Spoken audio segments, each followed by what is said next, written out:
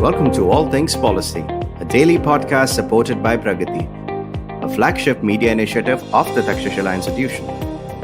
We're a bunch of policy nerds based in Bengaluru, and we like to bring a fresh perspective to Indian affairs and an Indian perspective to global affairs. So grab a cup of coffee, sit back, and join us for today's chat. Hello and welcome to a brand new episode of All Things Policy. Today, we are joined by a very special guest, a Takshashila alum, Sathya Sankaran. Sathya has been working towards a sustainable vision for Bangalore, campaigning for solutions around urban governance, non-motorized transport, and public transport. He has been instrumental in cycle day and commuter rail campaigns, and currently is a champion of policy interventions like Unified Metropolitan Transport Authority and non-motorized transport policy. A warm welcome to All Things Policy, Sathya. To begin with, I want to ask you a very broad question on how would you describe your mission of the modern day urban commute? Yeah, thanks for having me on, guys. It's nice to talk to you. The modern day urban commute is changing rapidly, right? What was modern a few years ago is not that anymore. The urban fabric is changing. There is what we are going through a growth phase. There's the economy is booming. There's a lot of activity happening. So it's going to transform rapidly from what we knew earlier and what it is going to be. And it's very important to start looking ahead and seeing what it might become, right? And it's way more important to start planning for the future, a future where there'll be more people, right? Population of Bengaluru, for example, is going to double, and it's going to be the same in many other big cities. And it's important for us to look at transportation as an integral part of development that we are undergoing. So it is changing rapidly. What we were used to earlier is not what it is going to be going forward. And uniquely for heavily populated countries in Southeast Asia, especially India, we cannot follow certain practices of the West, right? Which includes having a huge dependency on large vehicles, SUVs, cars, and motorized vehicles. Plus, the climate change is becoming a big impact on our cities now. And we have nationally defined contributions to meet, and we have to be playing a very responsible part in controlling our emissions and setting a tone for how the other countries need to undo their practices as well, right? Setting an example becomes important. Becoming a leader in this space becomes important. And visioning it differently for us becomes a key. I think that's where it is going, and it's rapidly transforming as well. Thank you for those starting thoughts. And I think it has spurred a series of thoughts in my head as well, because when I try to visualize traffic today, it's a chaos, like you can't really move. But as you say that we have to vision an ingenious way of moving around for us, what does that vision look to you? What does it entail? Is it full of and on a digression, I remember, I think this was a tweet by an urban planner which said that SUVs do not belong to cities. And every day I see Innovas with just one person in traffic. So I want to ask you, what is that ingenious version, which is what you think is tailored for Indian circumstances?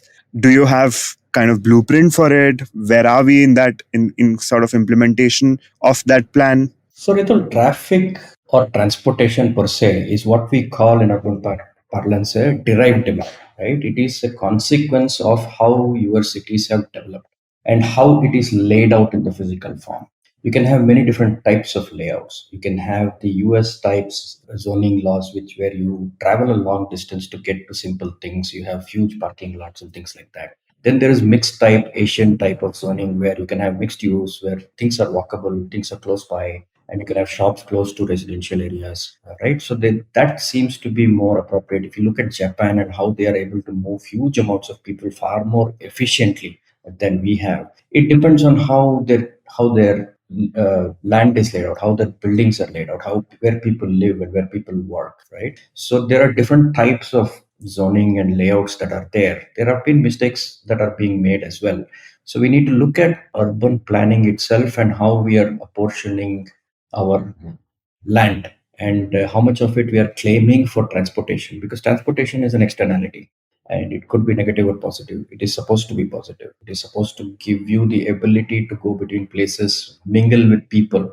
And transportation is just getting people from one place to another, right? We have to look at it in that way. And how we plan our cities, how we do it is very important. Typically, our regulations in that have been weak, right? We follow the US model of, or not necessarily, but definitely people who have land build wherever they want to, right? You just give an approval as long as your setbacks are maintained. You don't plan layouts. The planning of layouts has been entrusted to BDA, but the private developers plan their own gated communities. They block off huge segments of road spaces in between, creating bigger and bigger grids where you can't access public transport, for example. So there are mistakes continually being made. And there is, of course, the quality of our development as well, right? The transportation networks, the infrastructure that is being built for transportation, the quality of those networks, and what we construe as a road, all of these are broken. We have not followed those practices, but we end up importing vehicles more. The kind of automobile development that has happened has outstripped our ability to plan and regulate. And in India, typically, so far at least, the government has been a laggard. If you look at Europe, for example, the government leads the way. You rely on the government to show certain amount of leadership and certain amount of planning, and then you kind of follow. That trust is broken in our country because of whatever it might be. Our history of development has been very weak. It comes from not having decentralized bodies, not having unified bodies which can control all these things. It's always been a lag, a player in infrastructure development. So there's a dire need for us to consider traffic as a consequence of our development. And this is why we've been talking about transit oriented development now, which is how do you now start looking at planning for traffic? How do you reshape your cities? How do you now go in and retrofit certain paradigms like walking and cycling more so that you can have better interactions, right? So cities, if you look at even from a long time ago, have been economic centers, right? You had villages which did, you had agriculture in the fields, and then you had to come to a marketplace and sell. So cities by themselves were places where people could meet and transact. Now, a lot of the transaction has moved online, and it is going to continue to move online. But that brings about a certain characteristic of the city which is devoid of collective action, right? So a lot of these transactions are individual actions, and in the end, you end up with collective action. Typically, purchase of a car, for example, it's an individual transaction for your own benefit you do, but there isn't enough information for you to understand what is the impact of your purchase, and that is generally typically hidden. And there haven't been enough of a movement to quantify that. Even today, we are unable to quantify how much of negative externalities your car actually imposes in the city, right? How much of congestion, and how much of pollution, and how much of road traffic incidents and deaths. Just yesterday, I heard from the transport minister there are a lot of people dying on the roads because of not being able to regulate those better. So there are a lot of parameters that go into building efficient transport networks. I always keep saying, look, if you don't have water, you'll buy your way out of water. If you don't have power, you'll buy your way out of power. You can't buy your way out of traffic. It's a shared commons, and it is infrastructure that you need to have the state step in and look at regulating these things and making it. So with the state failing to be able to step in effectively, they have been stepping in, but they've been only looking at the supply side. The demand side is continually growing, right? Today, the traffic, I think, is touching 1 crore motor vehicles, whereas I could probably estimate maybe 20, 30 lakh cycles being sold, right? There is no reason why you won't have a simple instrument like a bicycle, which costs less than a cell phone, for example, and is far more valuable in getting you out of a mess. Of course, because it is considered an inferior good, and there's an economy around automobiles, and all of those things play. Plus, there are behavioral issues as well, right? In order for you to walk or cycle, you need to put in a little bit of human effort, and you don't quantify that. You want more comfort, so you go towards those kind of things. So there is behavioral traits, there are social biases that are there, and there is the economic engine which drives in a certain way, which is unregulated. So these are complex set of parameters we are dealing with in order to deal with it. But in an ideal scenario, a lot of transportation needs to move towards walking and cycling and public transport. And the pecking order, the pyramid of the pecking order needs to be that when you step out of the door, you make choices. So this is the choice poverty shouldn't be there. You should have choices that you can use and you are able to use without fear or safety or whatever it is. We need to enable those choice parameters. Just leave that. You don't have to design the perfect city. There is a little bit of organic development that will happen. Be that as it may, for transport, I am looking at being able to provide a choice for people, the paucity of choice shouldn't be there. You should be able to, when you step out the door, have access to being able to say, can I make this trip by walk? Can I make this trip by bicycle? Then can I switch on to maybe an EV or something like that? And then can I make it by public transport? Last choice would be, now I can't do any of this for this trip, then I have to take the car. Right? That's how we have to look at the choice architecture, and shaping that is primarily the goal that we're looking at. Instead of trying to set piece your city like a sim city, try that anyway has to happen at a larger level, but look at where you live and how do you make this choice, and that might probably influence you to live differently and have more interactions with people, non-transactional interactions, which gives you the ability to shape the city differently and the economy itself. Hey, Satya, and Thank you. Thank you. Yeah.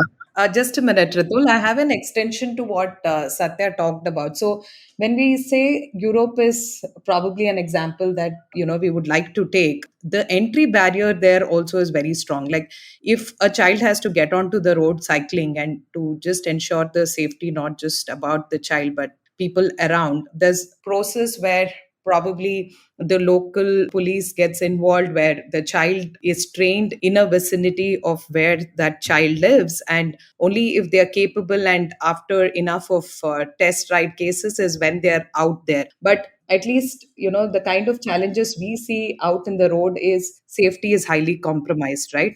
An outcome of this has also been that a lot of accidents happen even for a pedestrian who's walking there and decided to take even a footpath, because that again, even on a tender shore pavement, you will see that people want to get their bike on because they want to cut through traffic. So are we highly compromised there? And though we have license and test drive situation, isn't that working well in our favor, is what I wanted to understand. So that's a very good question, because we have to look at Europe for the way the government is more proactive, not for anything much else, right? I mean, there are good practices that will help us. For example, we've started this whole cycle training program with the Karnataka Bicycle Dealers Association and the Directorate of Urban Transport, where we are trying to train kids and adults to ride safely through traffic and those kind of things. So that's coming, right? It's a 5-year plan. We just signed the MOU and we're trying to get that going. On the other hand, we are also trying to see how we can get more cycles in the hands of the people, because the volumes also count. Safety is about how we look at scarcity, our selfishness on that. Because again, in a collective action problem, you are looking at your selfish needs of getting ahead faster, and because you have a more powerful vehicle, you are able to ride roughshod over others, right? When people talk about safety today, it's about wearing helmets and seat belts. That is not road safety, that is passenger safety. And that's passenger safety only because you pay for it. If you buy a motor vehicle, you're not going to pay for something that saves somebody on the road. You would much rather pay for airbags and seatbelt that saves you because you paid the money. So that transaction imposes certain constraints on how people construe road safety. On the other hand, these kind of problem needs to be coming in from the government saying, we see road safety differently. We want to protect the vulnerable first, right? And you are also vulnerable. When you park the car and walk across the road, you're a pedestrian. It's not like you play these roles in different ways, right? You may probably take a train and then take a last mile bicycle, then you're a cyclist. So, considering the way safety is looked at today, in fact, I would caveat this by saying Bangalore roads, most Indian roads are actually quite safe. Not as safe as we like it to be. It's not zero death. It's not that bad. There are far more accidents happening in a motor vehicle today. Every 20 seconds across the world, one person dies in a motor vehicle accident. But we do not think twice before getting into the motor vehicle. In fact, there are anecdotal incidents where I had an entire family passed away within a period of 1 year. One of the persons who survived went and bought another motor vehicle. These are, but somehow you fall down on a bicycle and you have a small fracture, and next day you say, I'm not going to ride a bicycle, it's far too vulnerable. It's a feeling of safety. If you wear a helmet, even though the helmet isn't that great in protecting you against a crash, you still feel a little slightly safer. There is the Peltzman effect, you guys know, right? It is that when you wear a seatbelt, you feel a lot more safer, so you take more risks. So there are lots of these things that will come into play. I've had people from Europe touch people who have come in and who ride around here and say, I don't feel unsafe. I feel far as safe as I am in Europe, because the traffic is anyway moving slow and I'm moving faster than them most times. Right? But the risk appetite of people varies. If you have a lot to lose, you're going to measure it against what you have to lose. What's your opportunity cost? I have family. I don't want to die. I have too many things to do. Whereas if you take a livelihood worker, his risk appetite is different. If I'm going to stay at home thinking of safety, I'm not going to get food on the table. So the socioeconomic status also determines your risk appetite and what you're capable of doing and how much risk you're willing to take to use this more. You definitely have to provide more safe infrastructure. No getting away from that. We are way behind on providing safe infrastructure. And that's because our priorities is always catering to demand. It's like this. We always try, even when you eat a lot and you want to lose weight, instead of doing that, you start buying bigger pants, right? And say, okay, I'm just growing bigger, so I need bigger pants. That's not how you solve the problem, right? That's not. So that's exactly the analogy you have to look at in the city as well. You can't keep increasing supply. There is a limit. There is a finiteness to the infrastructure. You keep putting more roads and wider roads, you're going to destroy some of the commerce and housing that is there, right? It comes at the cost of something else. So the step in and required to prioritize these things is very important for us to look at. And there is also a need for more people. Ultimately, at the end of the day, numbers to speak. There's a need to quantify. I've been doing this, the cycle to work thing, where I've been using technology to quantify the number of people who are coming in, and it has been fairly successful. Lots of people are coming on and saying, I'd like to clock my ride for you and show that it is useful to, because the cyclists are not seen at the intersection. You'll have a big honking car sitting there, you'll see it. But the cyclist is probably taking a different road and then going away, right? He's far more efficient, he's faster, he takes side roads, he's on. There are not volumes of people sitting there for you to see. So your apparent assumption is there are no cyclists. But there are. There are lots of them. They in fact go early. My data shows that the cyclist peak hours are 7 to 9, whereas the car peak hours are 9 to 11, Oh, right? okay. Okay. And the school buses are like 8 o'clock or whatever, right? They adjust accordingly and they move around. So there is a sharing that is there. But again, when you want, Just well, to an additional question there, did that peak up during the pandemic, given traffic pileup was low and people felt it's easier to get onto cycles? it did, but for recreational purpose. They didn't have access to gyms. They didn't have access to closed gyms, right? So they wanted some exercise. So there was more people buying bicycles to walk and do some exercise and keep themselves fit. It was not necessarily commute. All the offices were closed, so the commute went literally down to zero. But post-pandemic, there has been an increase of cycling. It has tapered out a little bit because the congestion is back. So there is issue of sharing of road space, right? You will feel unsafe because there's a lot of people honking at you. There is an irritance factor that you don't want to share. You would need safe infrastructure. And of course, if you're an athletic young adult, you can do that. But if you're an older person, you definitely need safety. If you're a younger person, if you're a kid to go to school, you're not going to do that on these roads, right? So that is also there. So safe infrastructure is a priority. And all this needs to go back to saying that we need to reprioritize infrastructure and building. And there's a ton of opportunities to build infrastructure. How many more roads are you going to keep paving, right? Now there is a new way of looking at walking and cycling and catalyzing that in your neighborhood. I run this My 15-Minute City campaign where I say each one of you revert the choice architecture to what I just told you earlier and see how can you make these choices better for inside your neighborhood. Yeah, outer ring road is crowded, but your neighborhood is not. Why don't you do it there first and establish a practice? Make those atomic habits there, and then maybe you will get used to that, and then you will be bolder to go somewhere else. So these are the kind of tactics that we need to adopt to see how we shift. There is going to be a crisis. I was championing the Unified Metropolitan Transport Authority for a long time to unify all these transport bodies. Until the floods hit and the crisis hit, nobody even bothered. But this week it is going to probably get in the cabinet and pass. There is going to be a crisis where people are going to be stuck on the road for 16 hours like the China thing. That's when it will hit you that we made a mistake. Should we wait that long? I don't know. Sure. Yeah. Thanks, Satya. Thank you, Satya. Those were some excellent points, and I want to double click on a lot of stuff that you said. But before that, we need to take a small break. We will be back after a short break.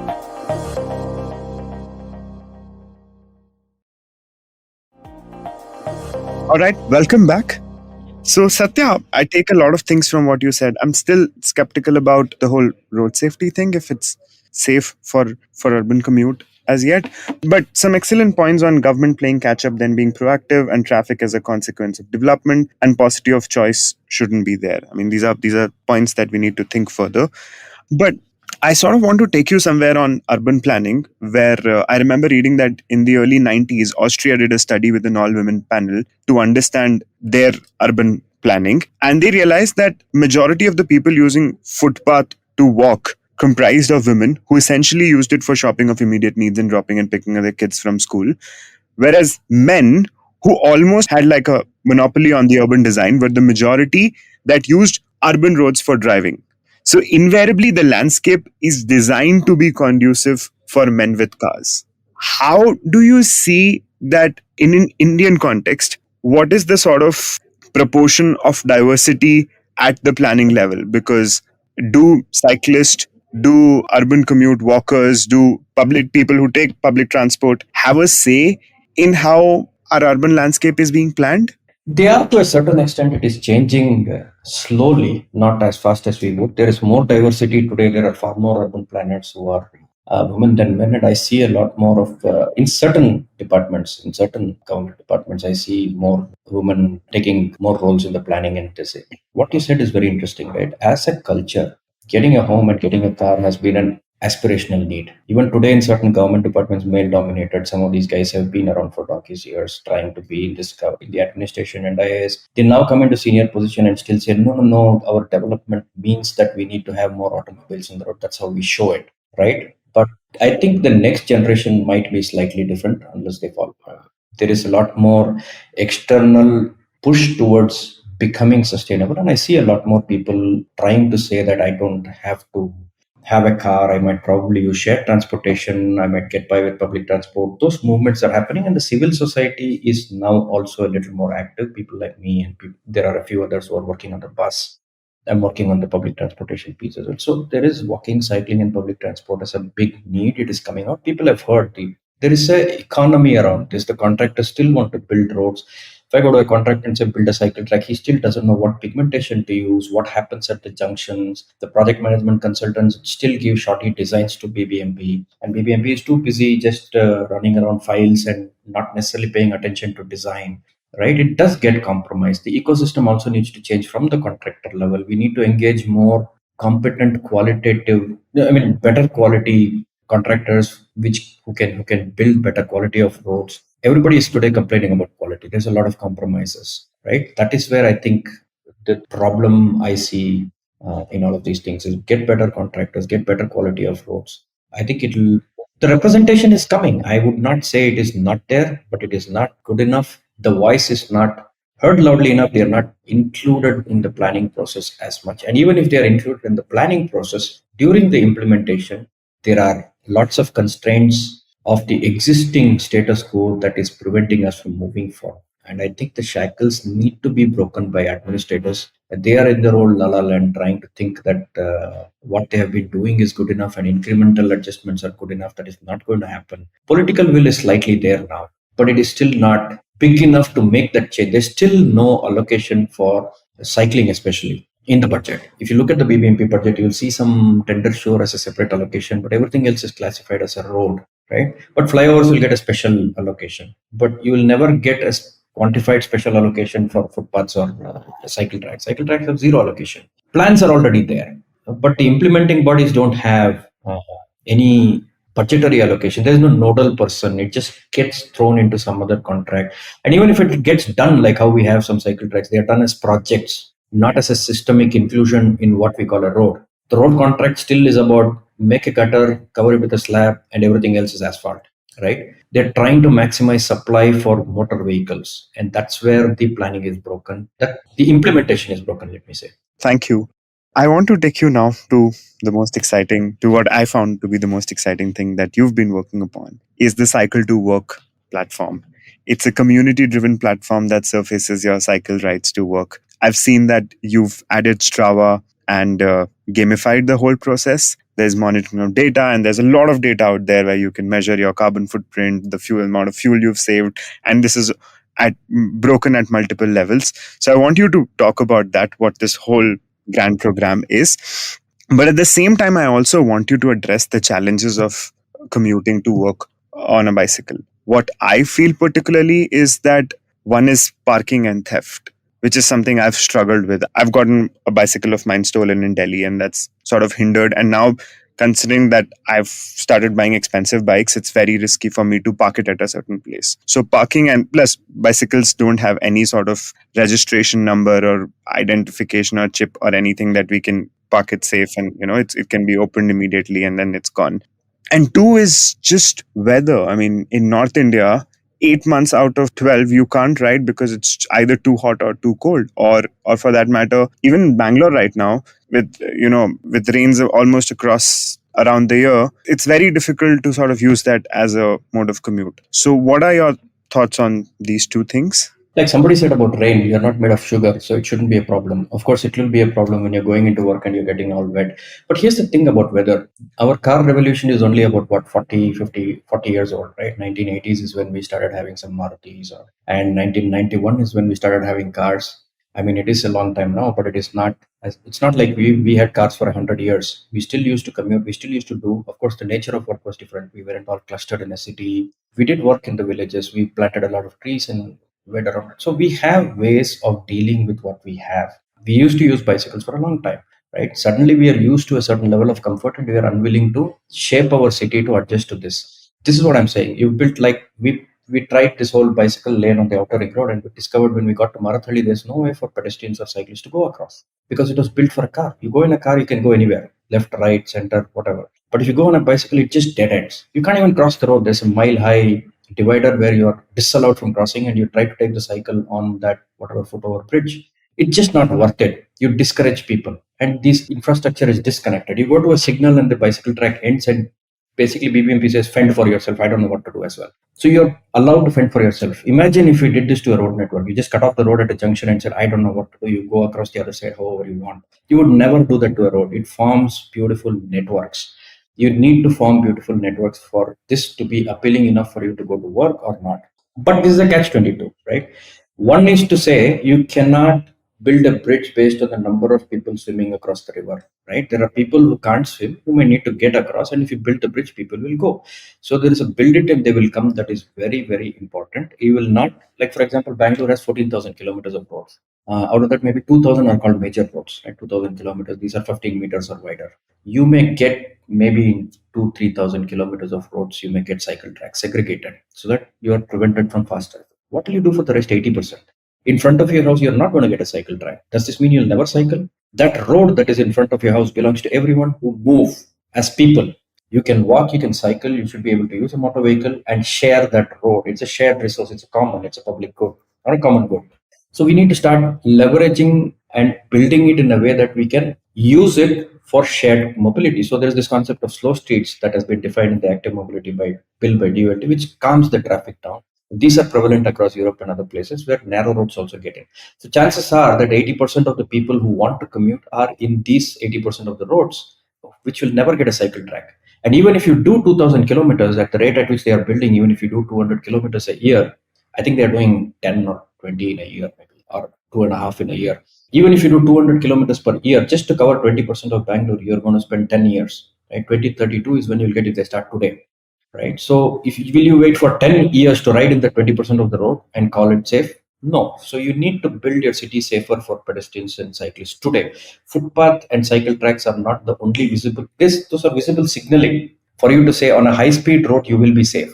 But in your local road, you should be able to go. How do you do that? So we have to imagine those streets and those localities which are narrower and share the road, calm the traffic down. Studies have proven that if you're going very slow, you're not going to be fatally hurt. So we have to start looking at these kind of interventions, design interventions, planning, and start moving towards that. So we have this whole slow streets thing that is going about now.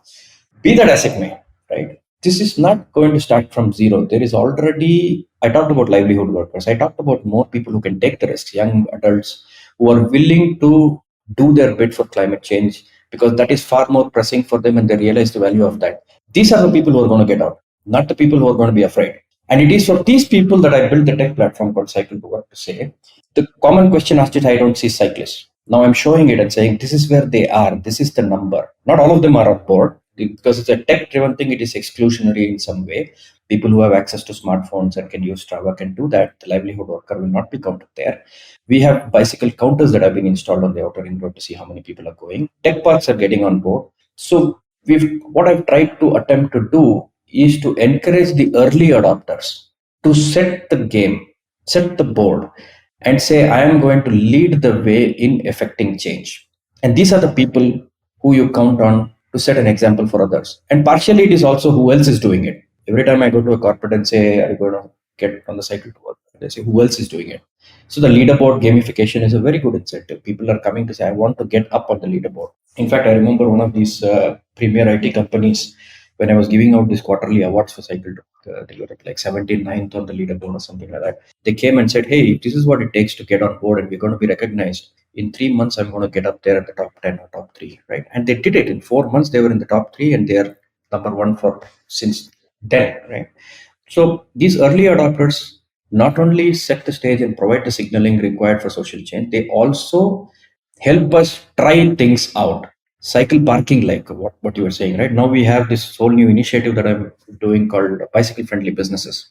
All of these businesses, they allow for motor vehicle parking and things like that. I just ask them, spare 10% of your space for cycle parking. You don't have to do anything fancy, but we'll put you up on BFB on the portal and say you are a cycle friendly business, and we'll recognize you. More cyclists will come there because they can safely park. So we use the incentive model to say, why don't you participate in this? There's a lot to gain, and people who come to your place, the traffic will be driven how much ever it is now, right? In the long run you will benefit. So we aggregate parking like this, and got the bicycle stores. They say, it's not just our customers, I'm going to allow other people to come and park here, don't worry about it, I'll keep an eye on it, right? That is what is happening. So the cycle to work came out of that kind of an effort. It is a tech platform, it gamifies thing, and the data is being used now. In fact, if you look at the comprehensive mobility plan for 2020, you can see that the cycle to work data is mentioned as as a reason for, government needs something in documentation. Otherwise, they'll commission a survey where you stand on the roadside and count the number of cyclists, and that's not going to work because cyclists go all over. You're not going to get them on the main road where you're standing and counting. You'll only get cars. So this becomes data, and data-driven decision making is one. So it has 2, 3 objectives. One is data-driven decision making, where the government officials, they actually have a login. In fact, we are doing this with Silvassa Smart City. We are going to go into 3, 4 other cities which have evinced interest. All the smart cities are trying to use this. Silvassa, in fact, in 3 months, they have onboarded close to 3,000 people in all their industrial parks. And now I'm building an industrial park for you to compete between industrial parks, right? So you could have tech parks here competing against each other to get more ESG credits. And all of these are ESG credits at the end of the day, at least the E part of it, not the S and G. So the environmental credits can be costed. You can make your dashboard. In fact, some of the companies told me, look, for us to bid for contracts now in Europe and US, I'm having to show my ESG credentials. I have to, it's compliance now, right? So just take these numbers, put them on. So there are lots of small initiatives that are going to aggregate over time. There are bits and pieces. So I have the board in front of me and trying to cobble this together and see which players do what. How do we bring this all together? And now we spoke to the metro the last time we launched that pedal port. He said 10 stations, I'll give you bicycle parking. BMTC has already offered in all their TTMCs bicycle parking. Now I'm scouting for bicycle parking, the double stacked touch style parking vendors. I'm bringing out a parking magazine exclusive issue to showcase what is the future of bicycle parking. How can it be safe? What are the best practices around? When that gets issued, we'll go out there and say bicycle parking is a big business. It should become a product line at some point in time. Get in it and start managing like how Central Parking Services manages car parking. Start managing bicycle parking in large undertakings. Get the volumes out. And TOD is coming up, transit-oriented development across metros and bus stands. We have between commuter rail and bus stations, the large ones, and the metro, we have close to 100 big nodes of transit. And these are sizable, right? If you take a 15-minute radius around each of them, or even a 5 kilometer radius, you can transform a lot of commute into last mile commutes. You just need to provide parking. You need to be able to go to that metro station or TTMC, park it safely, come back after 8 hours of work and still find it there, right? We still need to solve that problem. Yes, Satya, I'm curious about, more in terms of heading the people function and the corporate affairs. What I'm looking at is if you're saying corporates are signing up for this, and I've seen your leaderboard and the tech intervention you have. So is it tied to incentives that actually pushes the employees to do it? Or because, like you said, an individual feels good to get onto the podium and say, hey, I clocked so many hours of cycling, or my team is top on that board. So is that favoring more, and that's why it's working? Because say a school or another organization which is not part of this game, will you see a lesser turn up? If so there is no individual ranking in this thing, right? It's only a collective ranking. So since it's a collective action problem we're trying to solve, I only rank collectively. So individuals never get to see, of course they themselves get to see what they do if they sign up, but they won't show up on any leaderboard individually. Yes, the companies have now started looking at these and providing incentives. The first incentive that is easy for them to do is provision parking, provision showers and things like that, right? Companies coming on board, the companies are not directly coming on board, right? They are basically afraid right now, right? The HR might say, or the admin might say, why should I do that? What if something happens? And things like that. So I directly go to the cyclist and say, hey, it doesn't matter if you're an employee of the company. If you want to cycle, you can do that and you can clock and put your employer on. After seeing that, a lot of the big companies now really want to come up and do things, right? Some of the big guys have already provided very good cycle parking facilities, showers, and all those things. The financial incentives is the next big thing we need to tackle, which nobody has yet gotten into, because your car now has tax breaks, depreciation, and a lot of that attached to it. There's financial modeling attached to your car. There are loans, there are all those things. The asset value of a bicycle is so low that people don't think of it, but the savings that they give you in terms of parking space per square feet that they avoid for you, that is a cost you can save on. You can probably put more seats on the table instead of providing for those, right? Those are there. The carbon emissions and your carbon credits that you can claim out of this, the Right. healthy individuals that you're putting, these are things that corporates are now realizing. I'm also talking to them as to say, when you can go out and sign off your company cab right at the end of the evening to go home, why don't you sign off a bicycle and keep a ready set of bicycles ready as a part of this, so you can, people can take it, and that probably makes them find housing more nearby rather than trying to find it far away, right? If you can go to a cyclable distance, you might probably, if you're, they usually find it within walking distance or struggle with auto rickshaws and buses and go beyond 5-6 kilometers. So there's a gap between 1 and 5 kilometers where there might be a lot of PGs for new employees who are coming into the city, who might Right. probably take the cycle and say, I'll live here, I can cycle here. So those are kind of things that are happening. The Hmm. question about those who are not on cycle to work, right? Yeah. Now, it's not that they are not doing. We have programs which are running with schools as well. We are providing champions. It's just that I don't want to bring a smartphone into everybody's house. I don't want kids to be using a smartphone to track their rides or anything like that. Some of Hmm. them are still under parental guidance. So we might probably do it a little differently. We have this green institutions program that we are trying to kick off. I'm running out of time to do everything. There's just too many things to do.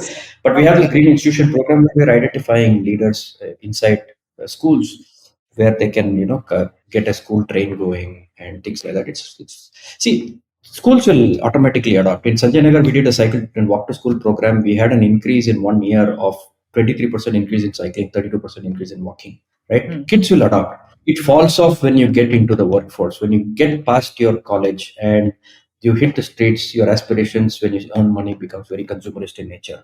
Between Yeah. 22, 25 and 35, 40 till your health hits you hard, you've dropped off the bandwagon. And then you scramble back and say, my health is not good. Now I suddenly realize climate change, all of those things come. The Right. value of savings, right? I just found out that the average ridership on cycle to work, a person, I just did an average, right? You can do that yourself on the calculation. Approximately 190 rupees, 95 rupees or something they save per day on a trip back and forth, right? If you put that in a 10-year SIP, you're going to earn 10 lakhs at the end of 10 years, right? And that's going to compound even further. That 10 lakhs is what you earn just by cycling to work where you stayed. Yeah. On an average, you might save more, your mileage may vary, but the value of that is not quantified anywhere. That you actually have a bank of 10 lakhs sitting at the end of 10 years for you just because you cycled. Money freely available to you. If you took that money, that 190, and put it into something else on a monthly basis. So, this ability to think is coming in the newer generation. They're saying value for money is now there. I'm not interested in fancy. So, once the attitudes change, it's going to come. Either Right. that or you will have a 16-hour traffic jam in Bengaluru and everybody's going to say it is not going to work. Whichever comes first. Yeah, but one last interesting question from my side is a lot of people whom I talk to about Bangalore bicycle mayor, and I tell them that you're one of the first to be in that role. I think most people don't know something like this exists, and I just want to understand if it was happenstance or it was something that is going to empower you to do more. So, if you could share a little bit about that, Satya. Yeah, so that it is the position that is used to give voice to cycling, Okay. right? You would never have heard about cycling or whatever it is. It doesn't appear in the newspapers. The people who are in the corridors of power will talk about everything else, but But cycling, walking, public transport, these are not things that are generally heard. Of course, public transport at least has a large capex in state government, so they might be a little more interested in that. But personal choices like cycling and walking are inconvenient, so it doesn't come out. So I've been working on this since 2012 or 2013 when we launched the whole 2012 when the tender show was being done. Even before that, we had planned cycle tracks. I remember going around Residency Road with a measuring tape trying to find out how big a cycle track we need to have. So 2011, 2012 types. And then I was on the NMT task force trying to bring about this cycle day event, which is one of the longest running open street event in the country. More than 500 cycle days have happened. This created an open street movement. Somewhere in 2018 is when I heard about this. A few of my colleagues encouraged me to just, you're doing so much already, why don't you become the bicycle mayor of Bangalore? That happened. What it did was allowed me to bring cycling to the fore. The fact that you heard about this is because of all these things. So more people have heard about it, and now it is coming back. There's a lot of policy action that is happening.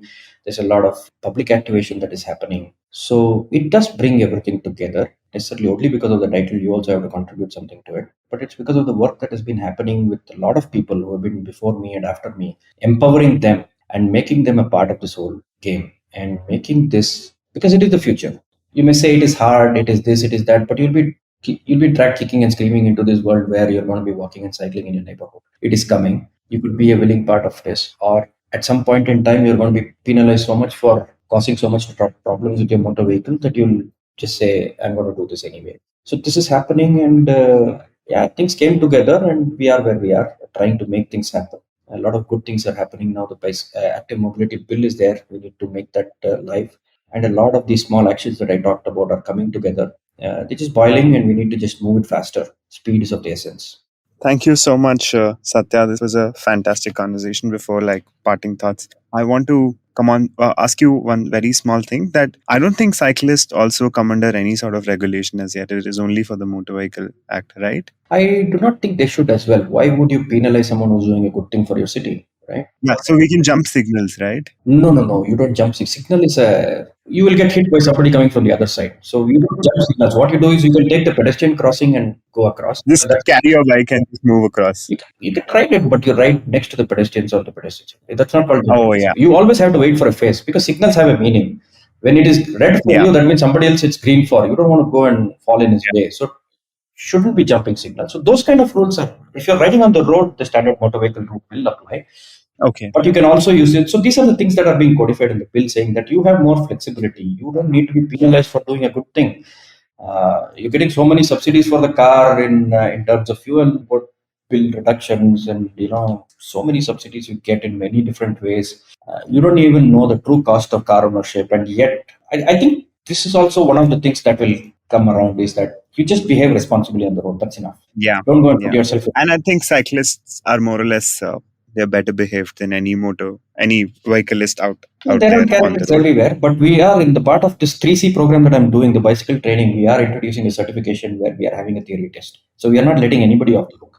We are introducing responsible behavior for cyclists as well. So nobody comes and blames people that, oh, these people are off the hook. No, they are not. They're being taught. They have to go through the course material. You could sign up for that. They go through the course material, understand these things. In fact, there was a study recently. Just this last thing is by the Bengaluru Foundation. I think they did this. The last 10 years, the awareness of motor vehicle rules are drastically absent in the people who took the tests. Something happened. The older people who are riding motor vehicles understand the rules better than whatever happened in the last 10 years. I don't know what happened in the last decade or the last 5-6 years, that a lot of young people, the delivery workers who are there, have been possibly, I don't know, just paying their way through the licenses maybe. They don't even understand basic signals and routines. So we have a larger effort in going back and saying there is far more encroachment of cycle lanes and pedestrian footpaths by motor vehicles. They need to be disciplined first. If you can't apply it there, I think the last thing you want to do is go and tell a walker how he does. How he walks across. Yeah. Hey, Satya, one clarification. Are there bike rack legal issues for cars having them? Is that restriction of one? Legally, their bike racks are not identified by name in the Motor Vehicles Act. Any attachments on a motor vehicle is not allowed unless prior permission. But what I've heard from the police is as long as there is no lateral overhang which is too much, the back overhang isn't the problem, because they know that if they crack down on the rear overhang also, a lot of the motor vehicles which are carrying steel rods and everything, they're going to have to keep finding and taking off. Right. So it is a convenience based thing that they allow only motor vehicles to violate certain things, but the clarification is the lateral overhang, the side overhang should not be too much. But it's a step that I have seen zero deaths or incidents because of bicycle racks. Zero. Yeah. Show me one. But there have been so many people impaled on rods sticking out of motor vehicles. Yeah. So evidence need to be involved. How dangerous is this thing and why are you cracking down? That is more important. You could say preventive, but show me where it has been of an incident. Why haven't you prevented rods on? Yeah, road. Yes, absolutely. All right. Thank you so much, Sathya and Sowmya. Okay. I thought I would like to thank you. Hey, thanks, Sathya.